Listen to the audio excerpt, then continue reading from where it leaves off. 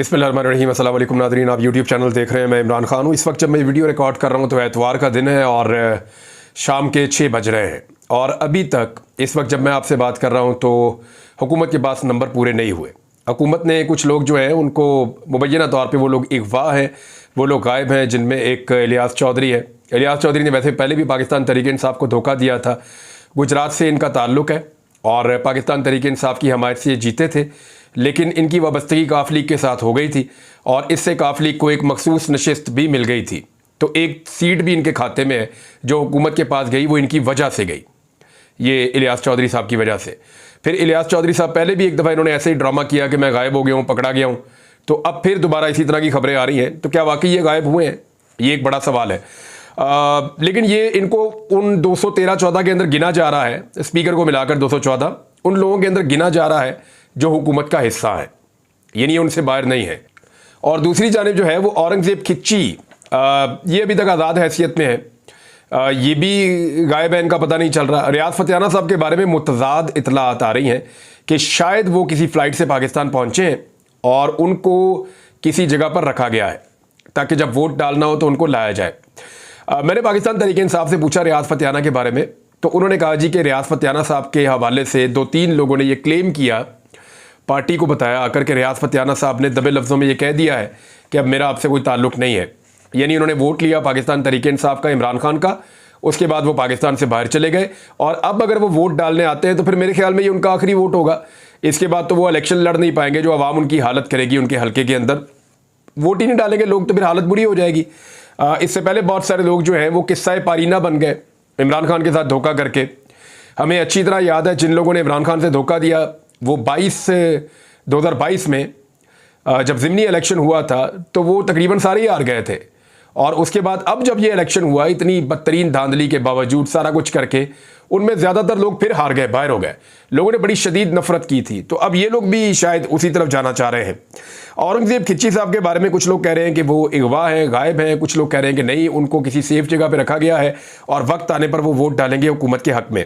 मुबारक ज़ेब से खैबर पख्तूनख्वा की गवर्नमेंट का रब्ता हुआ और उन्होंने कहा ठीक है जी, आपको जो फ़ंड चाहिए, जो आपके हक़ बनता है वो आपको मिलेंगे और आपके इलाके में तरक्याती काम भी होंगे। इमरान खान से आप मुलाकात करना चाहते हैं वो भी करवा देंगे, लेकिन ये जो आपकी शर्त है ना कि वहाँ से गुलज़फ़र खान को ओहदे से हटाया जाए, तो ऐसे हम ब्लैकमेल नहीं होंगे और इमरान खान कभी भी इन चीज़ों को पसंद नहीं करते। तो आप पार्टी में नए हैं, इन चीज़ों से आप गुरेज करें। तो फिर मुबारक ज़ेब ने कहा जी ठीक है, मैं भी जो है वो अपोजिशन के साथ हूँ, हुकूमत की तरफ से वोट नहीं डालूंगा। तो मुबारक ज़ेब तो छोड़कर चले गए इस्लामाबाद, पेशावर की तरफ, और इनका वोट तो निकल लिया बीच में से। अब उस्मान साहब पहुँचे हैं, साहिवाल वाले जो है पाकिस्तान तहरीक-ए-इंसाफ के, ये भी आज़ाद रह गए थे। ये पहुँचे पाकिस्तान गुज़िश्ता रात और इनके बारे में पाकिस्तान तहरीक-ए-इंसाफ का क्लेम है कि वो आए और उनको यकीन दिला कर गए कि मैं कभी भी हुकूमत के हक़ में इमरान खान के ख़िलाफ़ वोट नहीं डालूंगा। तो अब जो सूरत हाल है उसमें यह है कि ब्रिगेडियर घुम्मन, औरंगज़ेब खिच्ची और रियाज फतेहाना, ये 3 नाम सामने आ रहे हैं जिनको इस्तेमाल किया जा सकता है। और पाकिस्तान तहरीक-ए-इंसाफ ने भी कुछ बंदोबस्त किया हुआ है, जब मौका आएगा तो देखते हैं कि वो एग्जीक्यूट कर पाएंगे या नहीं कर पाएंगे। हुकूमत क्यों हर हाल में आज एतवार वाले दिन ही ये कानून साजी करना चाहती है? हुकूमत को इस बात का डर है कि कल कहीं यह मामला किसी अदालत में ना चला जाए। मैं आपके सामने 5-6 चीज़ें रखता हूँ। मेरी कुछ जो कानून को जानने वाले लोग हैं उनसे बात हुई तो उन्होंने कहा बिल्कुल ये पॉसिबल है। जो इसको कवर करते हैं जर्नलिस्ट, उनसे बात हुई, 2 वकला से बात हुई, अजहर सिद्दीक साहब से मैंने बात की, तो वो कह रहे हैं ये मुमकिन है और बिल्कुल ये हो सकता है। तो ये 5-6 चीज़ें हैं। अगर ये एक पटिशन लेकर हुकूमत के ख़िलाफ़ जो अपोजिशन है या पाकिस्तान तहरीक-ए-इंसाफ सुप्रीम कोर्ट में चली जाती है या किसी हाई कोर्ट में चली जाती है और वहाँ जाकर कहती है जी नंबर 1 तो ऐवान नामुकम्मल है, नंबर 2 इस वक्त सेनेट भी नामुकम्मल है, कौमी असम्बली भी नामुकम्मल है, हमारे मेंबर्स कुछ अगवा हैं, उनके जो है वो हमने कार्रवाई कानूनी की हुई है, अदालतों में हमने रुजू किया हुआ है और हमें शक है कि उन मेंबर्स से बाद में वोट डलवाए जाएंगे। फिर इलेक्शन कमीशन ने जो फैसला, इलेक्शन कमीशन को कहा गया था कि फौरी तौर पर अमल दरामद करें, तो इलेक्शन कमीशन ने फैसले पर अमल दरामद नहीं किया, जिसकी वजह से ईवान की जो कंपोजिशन है वो भी ठीक नहीं है। फिर ये कि हमारे 2 बंदे जो हैं उसको इलेक्शन कमीशन ने बदनीयती से हुकूमती जमातों में शामिल कर दिया, नून लीग में और काफ लीग में। तो अब वो बंदे बैठते तो अपोजिशन बेंचों पे हैं, लेकिन वो उनका नाम शामिल है नून लीग में और काफ लीग में। 2 बंदे हैं, एक बलूचिस्तान से, एक पंजाब से। तो इन 2 बंदों को भी बुलवाया जाए अदालत में और इनमें से भी एक का पता चल रहा है कि वो गायब है। तो अदालत में आकर ये आपको बता देते हैं कि जनाब हम हुकूमत को वोट नहीं डालना चाहते या आईनी तरमीम को। तो ये सारा कुछ ज़बरदस्ती किया जा रहा है। दो चार और स्टेट चीज़ें भी हैं उनके साथ जोड़ी जाएँ और ये पटिशन की जा सकती है। इस पटिशन की सूरत में हो सकता है कोई स्टे मिल जाए और ये कहा जाए कि ये चीज़ें जब तक ये कंपोजिशन ठीक नहीं हो जाती और ये मामला ठीक नहीं होते तब तक आईनी तरमीम जो है वो नहीं की जा सकती। कोई ज़ोर ज़बरदस्ती तो नहीं हो सकती ना चीज़ें। मुल्क में इंसानी हकूक़ की पामालियों को रोकना, मुल्क में आइन और कानून के मुताबिक मुल्क को चलाना, इसमें अदालतों का बड़ा रोल है और अदलिया को अपना रोल प्ले करना पड़ेगा। जब चीज़ें गैर कानूनी और गैर आइनी तरीके से हो रही हैं, ज़ोर ज़बरदस्ती हो रही हैं, इंसानी हुकूक़ की पामालियाँ हो रही हैं, तो जमहूरी इक़्तिदार जो है उसको पामाल किया जा रहा है, तो ऐसे में सुप्रीम कोर्ट ऑफ पाकिस्तान का रोल तो बनता है। अगर वहाँ पटिशन जाएगी तो लाजमन ये पटिशन सुननी भी चाहिए और इसके ऊपर इस आइनी तरमीम पे स्टे भी देना चाहिए। तो इसलिए शायद ये हुकूमत सोच रही है कि आज संडे का दिन है, आज चाहे सारी रात लग जाए, जो भी हो जाए, आज के आज में ये आइनी तरमीम करनी है। ये पाकिस्तान की तारीख की एक अनोखी तरीन आइनी तरमीम है। आइनी तरमीम जो है ना बड़ा लंबा चौड़ा काम होता है। मैं अब इसकी कुछ चीज़ें आपके सामने रखने लगा हूँ। ये एक ऐसी आइनी तरमीम है कि तरमीम करने वालों को अभी तक पता ही नहीं है कि कौन सी आइनी तरमीम आ रही है और सारे इस्लामाबाद में बैठे हुए हैं। यानी पीपल्स पार्टी ने अपने एमएनएज, सेनेटर्स, पीएमएलएन ने अपने एमएनएज और सेनेटर्स, और फजलुर रहमान साहब ने अपने एमएनएज और सेनेटर्स, एमक्यूएम, एएनपी, सारे वहाँ पे इकट्ठे हुए हुए। कहाँ पे? सारे आए हुए इस्लामाबाद में। और वो सब के सब जो हैं, जितने भी लोग इस्लामाबाद में इकट्ठे हुए हैं, उनमें से किसी को नहीं पता, चंद एक लोगों को छोड़ के, कि वो एक्चुअली करने क्या जा रहे हैं। और जिनको पता उनके पास भी अभी तक मुसव्वदा नहीं है। फजलुर रहमान साहब ने कहा जी मुझे दें तो सही आइनी तरमीम का मुसव्वदा, मैं पढ़ूँ, मुझे पता तो चले। तो फजलुर रहमान साहब को वो दिया नहीं गया। इस पर जो पाकिस्तान तहरीक इंसाफ के लोग गए, उन्होंने कहा फजलुर रहमान साहब आपको तो रबर स्टैंप समझ लिया एक तरह से। यानी ये आपकी कोई सियासी हैसियत के ऊपर एक चैलेंज है कि आपको कह रहे हैं जी आपको हम मुसव्वदा देंगे, साथ ही आपको कहेंगे जी वोट दे दें। ऐसे तो नहीं होता। आप उसे पढ़ेंगे, उस पर गौर करेंगे। तो फजलुर रहमान साहब ने कहा जी ठीक है, बिल्कुल मुसव्वदा मुझे पहले आप दें। तो इसी तरह अख्तर मेंगल साहब को जब मियाँ साहब ने रब्ता किया जी हमें वोट डाल दें आप, तो अख्तर मेंगल साहब ने कहा जी मुसव्वदा दे दें मुझे आइनी तरमीम का। तो उन्होंने कहा जी वो तो नहीं है। यानी किसी के पास भी आइनी तरमीम का मुसव्वदा नहीं है मुबैना तौर पे। ये मैंने, क्योंकि किसी और ने रिपोर्ट किया, मैं खुद नहीं कह रहा। हाँ, लेकिन एक चीज़ ऐसी है कि जो अख्तर मेंगल साहब ने खुल कर कही।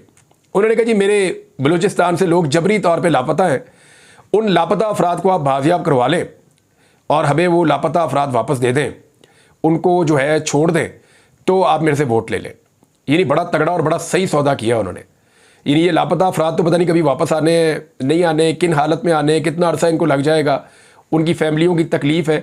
तो वाहिद एक लीडर है जिसने खुलकर बात की है। बाकी सारे लोग बंद कमरों में कोई हुकूमत मांग रहा है, कोई इक़्तिदार मांग रहा है, कोई सीटें मांग रहा है, कोई पैसे मांग रहा है, कोई डरा हुआ है, कोई खौफजदा है। वाहिद आदमी है जो ना डरा हुआ है, वाहिद आदमी है जो ना लालच कर रहा है, वाहिद आदमी है जिसने कोई चीज़ नहीं मांगी। ये सिर्फ एक चीज़ मांग रहा है, इंसाफ। यानी अख्तर मेंगल साहब वाहिद आदमी जिन्होंने कहा ये मेरे जो बलूचिस्तान के अवाम या बलूचिस्तान के लोग जो जबरी तौर पे गुमशुदा है, उन्हें अदालतों में नहीं पेश किया गया, आप उन सबको छोड़ दें या उन्हें अदालतों में फौरी तौर पे पेश कर दें, तो मैं आपको वोट डाल दूंगा। एक कौमी असम्बली का वोट मिल जाएगा अख्तर मेंगल साहब का, और 2 उनके सेनेट के वोट हैं वो मिल जाएंगे। अब अख्तर मेंगल साहब ने बड़ी खुली डुली बात की है, लेकिन मुसव्वदा जो है वो आइनी तरमीम का उनको भी नहीं दिया गया। तो आइनी तरमीम का मुसव्वदा इस वक्त तो हुकूमत के जिन लोगों से बात करें, चाहे वो पीपल्स पार्टी है, चाहे वो PMLN है, चाहे वो MQM है, वो सब कहते हैं जी हमें तो पता ही नहीं है इसका। थोड़े दिन पहले एक एमल वली खान साहब जो ANP के सरबराह हैं, उनका एक स्टेटमेंट आया हुआ था। वो ये कह रहे थे कि बेशक मैं गलत तरीके से सेनेटर बना, यानी 2 नंबरी करके सेनेटर बने थे एमल वली खान साहब, क्योंकि खैबर पख्तूनख्वा से इनका ताल्लुक है। बलूचिस्तान गए, मांगे तांगे के वोटों से इधर से ले उधर से ले, तो ऑब्लाइज हुए थे, जैसे एस्टेब्लिशमेंट ऑब्लाइज करती है। बिल्कुल वैसे सेनेटर बने जैसे मोहसिन नकवी बने, जैसे फैसल वाडा बने, जैसे और लोग बनते हैं, औरंगजेब साहब बने जो वजीर ख़जाना है। तो इसी तरह सेनेटर बने एमल वली खान साहब एस्टेब्लिशमेंट की मदद से। लेकिन उन्होंने ये माना, अच्छी बात ये उन्होंने माना कि जी मैं ये बना ज़रूर हूँ और गलत तरीके से बना हूँ, लेकिन मैं सिर्फ असेंबली में पहुँचना चाहता था ताकि मैं अवाम को हकीकत बताऊँ कि एक्चुअली हो क्या रहा है। तो आज उन्होंने अवाम को हकीकत बताई, उनका बहुत शुक्रिया। उन्होंने कहा जी मैं वोट डालूंगा। उन्हें भी नहीं पता कि अभी आइनी तरमीम क्या आने जा रही है, अपने मुंह से कह रहे हैं इससे अवाम का कोई फ़ायदा नहीं है, लेकिन वो ये कह रहे हैं रियासत की ज़रूरत है तो मैं डालूंगा। तो वो जो एमल वली खान साहब हमेशा नारे लगाते थे कि मैं एंटी एस्टेब्लिशमेंट हूँ, वो जो हमेशा ये कहते थे कि मैं इनकलाबी बयानियाँ रखता हूँ, आज उनका इनकलाब भी बैठ गया और एंटी एस्टेब्लिशमेंट वाला टैग भी उनसे छिन गया। खैबर पख्तूनख्वा में मेरी बहुत सारे लोगों से बात हुई, लोग यहाँ सोशल मीडिया के ऊपर और मोबाइल फ़ोन के ऊपर, इवन जो ANP के हमारे दोस्त हैं वो भी कह रहे हैं यार ये हमें नहीं करना चाहिए। हम इस दिन के लिए तो सियासत नहीं कर रहे थे कि हम B टीम बन जाएंगे और वो करेंगे जो निज़ाम चाह रहा होगा। हमारी तो एक इनकलाबी सियासत थी और हमारी तो एंटी एस्टेब्लिशमेंट एक सोच हुआ करती थी, और आज हम गुलाम बन गए हैं। तो ये जो गुलामी है ये एमल वली खान साहब को मुबारक हो, और उन्होंने ये साबित किया कि एक्चुअली वो आवाम को जो हकीकत उन्होंने बतानी थी वो ये वाली हकीकत थी जो उन्होंने बता दी है। बहरहाल अदालत से बचने के लिए आज ये कानून साजी करने की पूरी कोशिश की जाएगी। मैंने आपको बताया कि मौलाना फजलुर रहमान साहब जो है इस वक्त सबसे ज़्यादा रेलिवेंट है। उनके रेलिवेंट होने की दो वजूहत हैं। एक वजह यह है कि पाकिस्तान तहरीक इंसाफ से लगातार सीटें छीन कर PMLN को दी गई। इसकी वजह से PMLN की सीटें बढ़ गई उस लेवल तक कि जहां फजलुर रहमान साहब की 8 सीटें इंपॉर्टेंट हो गई। अगर तहरीक इंसाफ की जो 7-8 सीटें छीनी गई वो अगर ना जाती तो आज फजलुर रहमान साहब भी कुछ ना कर पा रहे होते। दूसरी बात यह है कि जो मखसूस नशिस्तों का फैसला आया उसकी वजह से भी जो है वो ये सिचुएशन पैदा हुई। अगर ये फैसला ना आता और हुकूमत के बाद मखसूस नशिस्तें रहती तब भी फजलुर रहमान साहब कभी रेलिवेंट ना होते। तो हादसाती तौर पे फजलुर रहमान साहब रेलिवेंट हो गए तो उनके बाद ये मौका है कि वो अपनी सियासत को ज़मीन से ऊपर आसमान की तरफ लेकर जाएं। उनके पास मौका है, उनके हाथ में कुल्हाड़ा है, देखते हैं वो अपने पाँव पे मारते हैं या वो निज़ाम के पाँव पे मारते हैं। लेकिन नॉर्मली आज तक फजलुर रहमान साहब ने हर कुल्हाड़ा अपने पाँव पर मारा है। अब ये जो कानून साजी होने जा रही है ना, इसमें 2-4 चीज़ें फंस गई हैं। एक तो जनाब फजलुर रहमान साहब ने ये कहा कि जी आईनी अदालत अलग कर दें, तो हुकूमत भी कह रही है ठीक है जी आईनी अदालत अलग कर देते हैं। लेकिन वहां पे हो ये रहा है कि काजी फायद ईसा साहब को आईनी अदालत अलग बना के उसका चीफ जस्टिस बनाने की तैयारी हो रही है मुबैना तौर पे, और इस पे काजी साहब नहीं मान रहे कि नहीं जी काजी फायद ईसा साहब को आप आईनी अदालत का सरबराह नहीं बना सकते, वो अपने टाइम पे रिटायर हो रहे हैं, उन्हें होना चाहिए, उन्हें एक्सटेंशन नहीं मिलनी चाहिए, एक्सटेंशन के हवाले से कोई कानून साजी का हम हिस्सा नहीं बनेंगे। अभी तक तो फजलुर रहमान साहब ये कह रहे हैं। दूसरा जो उसमें एक और इंपॉर्टेंट चीज़ है वो ये है कि पाकिस्तान तहरीक इंसाफ ने फजलुर रहमान साहब से कहा कि ठीक है अगर आप ये करना ही चाहते हैं और आप इस आईनी तरमीम का हिस्सा बनना ही चाहते हैं तो हमारी एक गुजारिश है वो अगर आप मान लें, वो ये है कि आप जब चीफ जस्टिस ऑफ पाकिस्तान का तकर्रुर करें या उनका इंतखाब किया जाए तो बजाय इसके कि टॉप 5 में से किया जाए वो टॉप 3 में से किया जाए।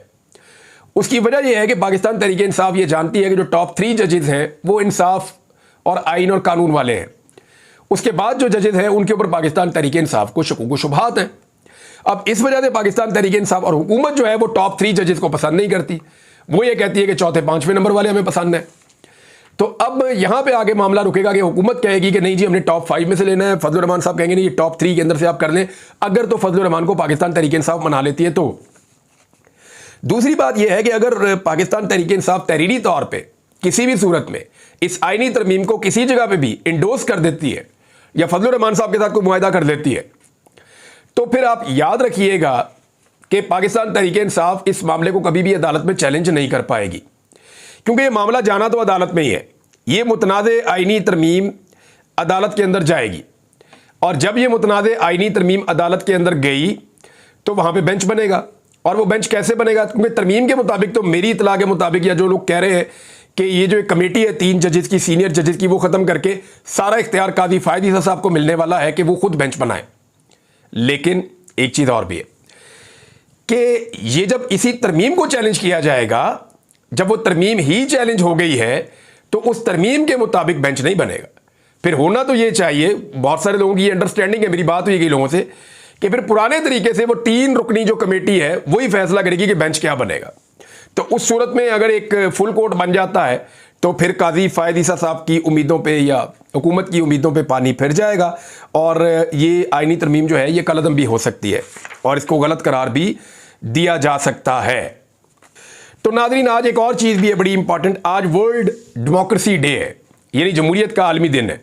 और जमहूरियत के आलमी दिन के ऊपर जमहूरियत पे कितना बड़ा डाका डाला जा रहा है, यानी अरकान असम्बली गायब हैं, उनको लालच दिया जा रहा है, उनको धमकाया जा रहा है, इवन यहाँ तक रिपोर्ट हुआ कि ख़वातीन भी घरों की उठा ली गई। ये वर्ल्ड डेमोक्रेसी डे के ऊपर पाकिस्तान की जमहूरियत को एक बहुत बड़ा तोहफ़ा पाकिस्तान की सारी जमहूरी कुव्वतें मिलकर दे रही हैं। बिलावल भुट्टो जरदारी और नवाज शरीफ, आसिफ अली जरदारी, शहबाज शरीफ, मरियम नवाज, वो तो पंजाब में है लेकिन फिर भी पार्ट ऑफ द गेम है। ANP, फजल रहमान साहब अगर साथ देते हैं तो MQM, ये सारी जमातें क्या साबित करना चाह रही है? ये सारी जमातें अपना टोटल सरेंडर साबित कर रही हैं। इनके पास दो ऑप्शंस हैं, देखिए आप गौर करें। एक ऑप्शन इनके पास ये है कि ये इमरान खान की मकबूलियत से अपने आप को बचाने के लिए, अवाम के गैज़ो गज़ब से अपने आप को बचाने के लिए, अपने आप को दो में से एक जगह ये सरेंडर कर सकते हैं। या तो ये पब्लिक के सामने सरेंडर कर दें या ये एस्टेब्लिशमेंट के सामने सरेंडर कर दें। तो इन्होंने पब्लिक के बजाय एस्टेब्लिशमेंट के सामने सरेंडर करना पसंद किया है। और जो आईनी तरमीम जिसका मुसव्वदा भी अभी तक मुबैना तौर पे इनके पास नहीं है, ये वो आईनी तरमीम करने जा रहे हैं। क्या ये टिक पाएगी? क्योंकि देखें अदालतें मौजूद हैं, अभी अदालत के अंदर ये मामला चैलेंज भी होगा, लेकिन क्या हुकूमत नंबर पूरे कर पाएगी? पाकिस्तान तहरीक इंसाफ की इस पे एक स्ट्रेटेजी भी है, वो स्ट्रेटेजी कितना काम करती है इसके बारे में हम बात करेंगे जिस वक्त ये सिचुएशन आगे बढ़ेगी। अब तक जो कुछ भी हुआ मैंने आपको बता दिया। तहरीक इंसाफ दोबारा फजल रहमान साहब से मिल रही है, फिर फजल रहमान साहब से थोड़ी देर पहले दोबारा हुकूमती वफद भी आकर मिला है।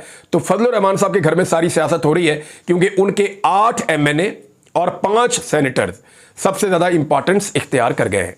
अब तक के लिए इतना ही, अपना ख्याल रखिएगा, अपने इस चैनल का भी। अल्लाह हाफ़िज़।